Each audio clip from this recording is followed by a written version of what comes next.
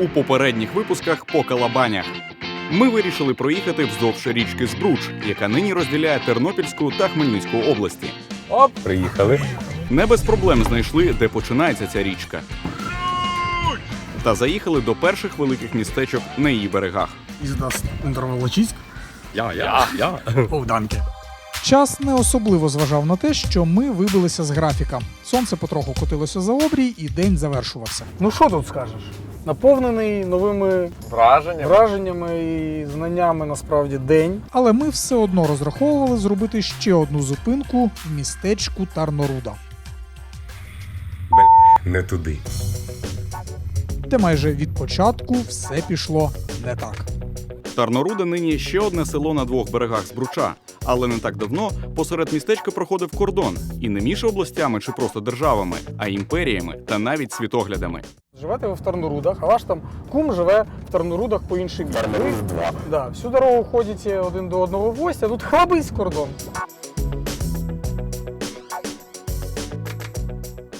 Безумовно, найцікавіша споруда Тарноруди – це двоповерховий палац у еклектичному стилі, хлопці. Тепер ви знаєте, що таке еклектика. В різних джерелах він зустрічається як маєток Фронтовських або садиба Мордвінових. Розповідають про якогось загадкового пана Луценка, О, тин-дин-дин-дин-дин-дин. який володів Тарнорудою і навколишніми селами. Тин-дин-дин-дин-дин-дин. Той самий Луценко вже в пенсійному віці поїхав до Москви, Тин-дин-дин. де знайшов собі 18-річну дружину-красуню на ім'я Надія. Красавчик. Невдовзі Луценко помер, а Надія одружилася з військовим інженером з Петербурга, офіцером Мордвіновим.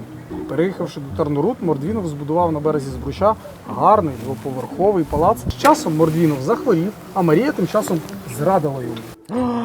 Отже ж. Дізнавшись, пан Мордвінов застрелив дружину і решту свого віку провів де? У тюрмі. Да, бандити сидітимуть в тюрмах. Але палац залишився і зараз тут знаходиться Тарнорудська загальноосвітня школа. Першого, третього рівня. Наступна принада Тарноруд метрах в 200. І Андрій ще в машині знову вімкнув Максима Паташова. Це, хлопці, костел святого Станіслава. Спершу у 1355 році тут збудували дерев'яний храм. І це була лажа, це був не той костел. Так нам сказали милі люди, які живуть по сусідству. Вони із задоволенням розповідали про понад 600-річну історію свого містечка, про те, що тут дивом вдалося уникнути бойових дій під час обох світових воєн, і про те, що перед нами насправді костел Божої Матері святого Скапулярію. Солідео. О, і в Волочиську теж такі самі знаки Солідео. І що це означає? Дом Божий. Десь тут. Я таке знаю добре. Ми скоригували шлях і таки знайшли той старовинний костел, про який почав говорити Андрій. Так. Перед нами, хлопці, скоріше за все, костьол святого Станіслава. Він відомий тим, Там була якась прикольна історія про ікону, яка завжди тікала, але почитати її можна і на Вікіпедії. До того ж, Андрій стратив, і ми тепер не дуже його слухали. Я відчув, що це мій зірковий час, і різко змінив тему. Бернард Халтерн, відомий на весь світ герой Франції і лікар-імунолог. Народився тут і ще в юному, скажімо так, відносно юному віці опинився у Франції, в Парижі, де здобув освіту і світове визнання, власне, як лікар. Схоже на те, що це і є будинок Бернарда Халтерна. Тому звертаємося до французької влади, героєм якої країни він є. Приїздіть, відновлюйте. то ніхто. Це, вочевидь, була домашня заготовка Сергія, але зайшов з неї він не дуже вчасно.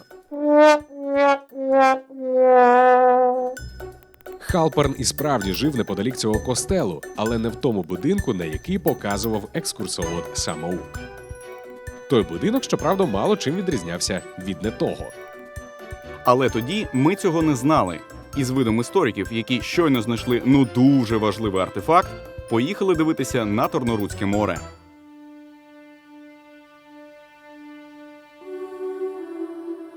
Це величезна водойма площею понад 200 гектарів. Місцеві розповідають, що викопали став вручну, але під дією течі чи ще там чогось він набув форми стопи Ісуса Христа.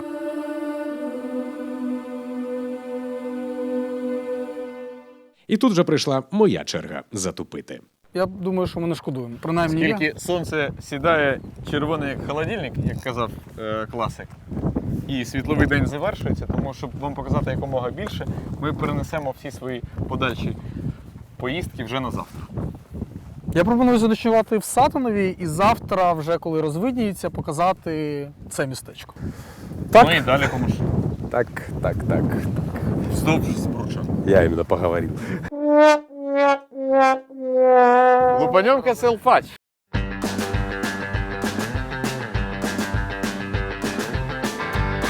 Коли сідає сонце, трапляються дві дивовижні речі. Наш оператор стає дуже добрий і радісний. А нам інстинктивно хочеться підбивати якісь підсумки чи просто теревенити. Для цього в нас було близько 30 хвилин чудової дороги до Сатанова. Більшість містечок, в яких ми сьогодні побували, рано чи в той чи інший час мали магдебурзьке право. Ну це власне децентралізація, те, що зараз відбувається, да? Тільки там З середніх віків. да, з середніх віків. Це давало дуже великий стимул розвитку містечок. І в мене контраст між тим, що Тарноруди, да, це було доволі велике містечко, і зараз село. В який момент що пішло не так? І те, що тут взагалі Тут зустрічалася і Російська імперія, ну там Московія на той момент, Речь Посполита, і з півдня Османська, татари, Османська імперія. І все кожен всі намагався події виявити- розгорталися саме на Поділлі. Ну і між це іншим. знаєш, я так розумію. Ну от Поділля якраз було край, де сходилися кордони цих імперій, і це тактика винести війну за межі, подалі від себе. Да, подалі від себе. І отут воно і розгорталося. Впевнюємося в тому, що в принципі Україна знаходиться географічно на перетині абсолютно Да, всіх да. інтересів, так, усіх І шляхів. всім ми потрібні. Всім потрібно. Всім, понімаєш? Як тоді, так Так і зараз, да.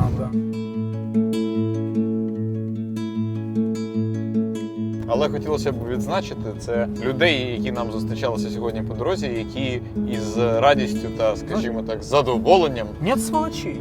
Немає такого, що ви тут знімаєте? Ой, не знімайте, ой, ідіть там в А дупу. навпаки, поїдьте там познімайте. Да, де да, познімайте. да. Тобто люди дуже щирі насправді. Щирі і люблять свої містечка ось ці.